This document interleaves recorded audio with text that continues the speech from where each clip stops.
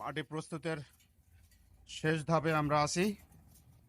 দেখুন মাটিগুলা কি ঝুরঝুরা, একদম হালকা ঝুরঝুরা। এইভাবে মাটিগুলাকে চেলে নেওয়া হচ্ছে।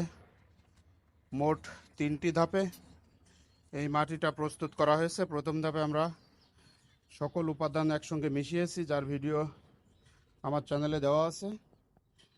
আর দ্বিতীয় ধাপে 7 দিন পরে মাটিগুলোকে একবার আমি উলটপালট করে দিয়েছি।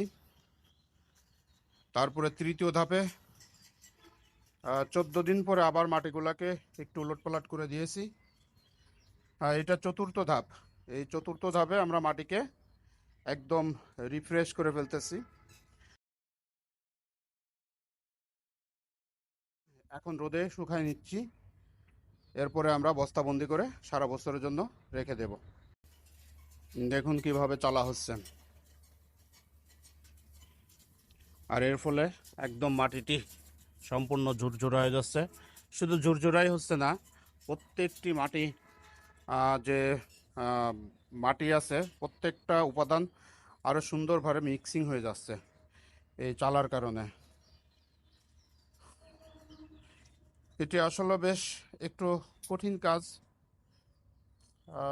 এটা আমাদের করতেই হবে। আমরা আমাদের বাগানটাকে বা বনসাইটাকে ঠিক রাখতে হলে পারে এগুলো আর বিকল্প আসলে কোনো কিছু নেই।